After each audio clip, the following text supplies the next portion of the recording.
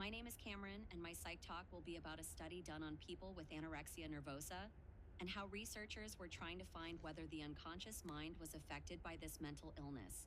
The title of my chosen article is How the Unconscious Mind Controls Body Movements, Body Schema Distortion in Anorexia Nervosa. Now, the body schema is the brain's unconscious perception of the body's size. Or it can also be described as the body's unconscious spatial awareness, used for any movements that require the consideration of body size, such as fitting through something small, or, as in this study, walking through a narrow doorway. The authors of this study are Nina Beckman, Patricia Baumann, Stephen Herpertz, Jorg Trojan, and Martin Deers, and they all published through the International Journal of Eating Disorders. The main idea that started out this study was the need to know whether the body schema was affected by anorexia nervosa, since many studies showing that easily observed body distortions like perceived body image had already been done in excess. They wanted to try something new.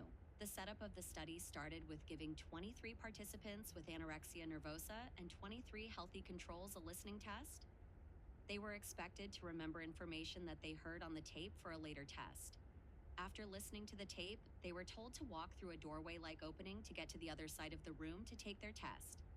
The researchers placed dots on their shoulders and feet, but only used the shoulder dots to measure the length between the doorway and their shoulders. The participants were told that they were testing retention memory and change of position. They did a total of 36 trials with 12 different door widths, 3 times over. After these trials, they had to ask the participants if they knew what the real purpose of the study was, and they ended up having to eliminate one participant. The results of the study showed that the researchers' previous assumptions were in fact true. People with AN rolled their shoulders more than the HC participants.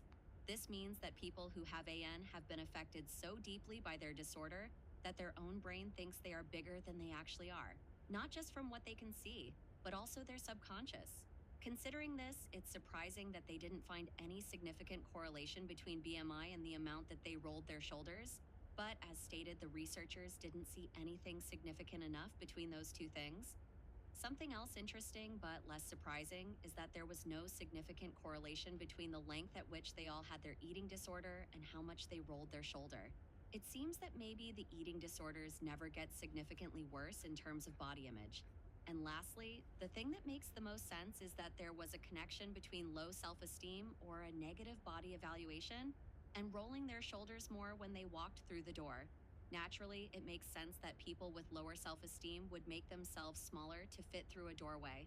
My overall opinion of the article was pretty positive. They did their study well, and the discussion portion and results portion were very thorough.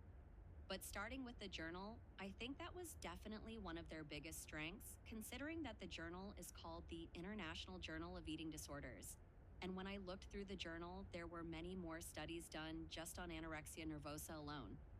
Another strength was that all the participants were matched for age and education level, which is valuable when comparing the participants to the overall population the researchers are studying.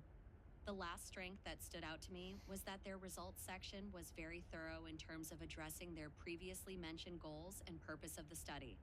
They went over all the tests that they mentioned the participants taking, and they even compared some interesting results that were not even addressed in the beginning.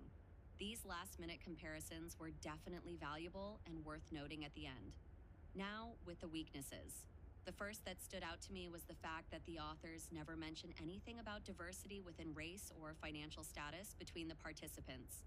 This could have been useful to know so we can gauge whether it's something that would affect the results of the study, which, considering all different cultures have ideal standards for the human body, it definitely could affect whether someone has developed anorexia nervosa or not. Similarly, I noticed that they only use women in the study when there are plenty of men out there who have anorexia nervosa. Using men in their study could have broadened their results to a bigger population, and having diversity in gender is very powerful in research like this.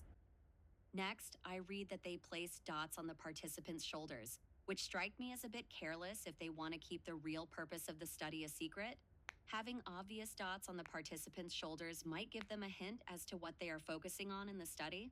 Another thing that popped into my head was that they never mentioned whether they let the participants see each other or not, which, if they did, would be very suspicious considering that half the people in the study were very obviously underweight.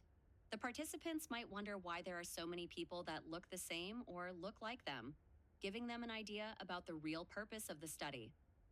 Lastly, the most disappointing of the weaknesses was that they never mention anything about their own weaknesses in the study. They don't cover any shortcomings that future studies could overcome or any mess ups along the way that they ran into. With all of this said, the study itself was very interesting and well thought out.